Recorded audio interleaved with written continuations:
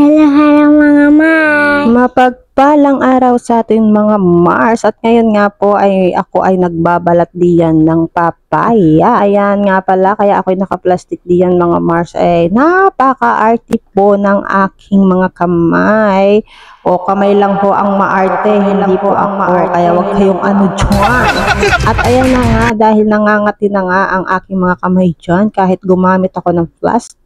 Parang ikaw, plastic ko. Ayan nga, pinitsara ko na nga yung bawang, sibuyas at luya diyan, at talagang ang kamay ko ay sobrang katina. At ayan na nga, may pagayat-gayat na nga ako ng pangmalakasang manok ni Aling Bebang. O diba? Ayan, hello mga Mars. Ngayon nga po ako ay magluluto ng tinolang manok. Ayan. Hinahin natin na itong luya. Ayan. Siyempre, dapat pag tinola ay may luya. Ayan. Isin natin. Ang aking kaldero ay dancing kaldero. Kaya dapat pag magigisa ay hahawakan. Ayan. Ayan. Kaya ko lang muna mag-golden brown yung luya, guys. Mga Mars. Ayan na. At ngayon na nga, medyo golden brown na siya. Ilagay ko na rin si sibuyas. Siyempre. Aray. Matasikan ako makita. Ayan. Ayan natin.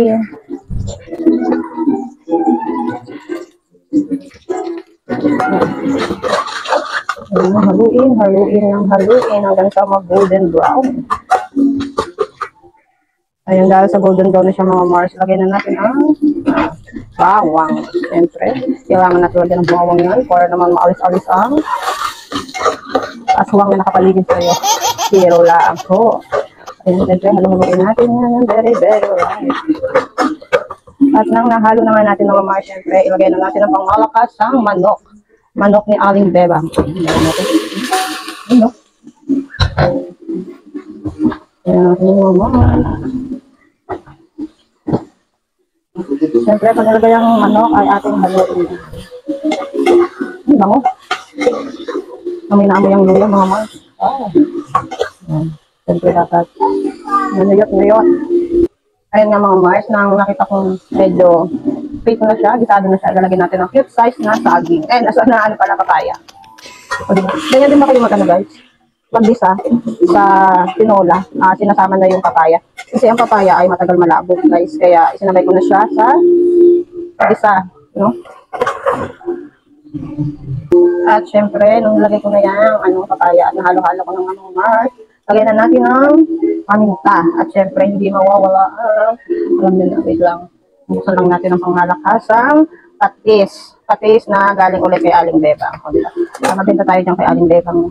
Kailangan lagi tayo kay Aling Bebang bibili ng mga kailangan natin. Ayan, tagal naman buksan ito. Ayan na nga mga at ilalagay ko na nga ang patis ni Aling Bebang. O, diba? Ito, yum. Mahilig kasi ako guys maglagay ng patis baga sa mga sabi-sabi. Bango! Yan. At pagkatapos niya, syempre, nahalo ko sa very light. Na-share ko lang, no, guys. Guys, Mars, basta yun na yun. Naalala ko si Sis Gian. Nung nagluto siya ng tinola, ay nalimutan niya lagyan ng sayote. Nalimutan niya siyang bumiling sayote. O, diba, yun nasa paggigisa ka na, pero nalimutan mo yung gulay, diba? Ayan, ganyan talaga nararanasan natin ng mga Mars, lalo pag marami tayo ginagawa.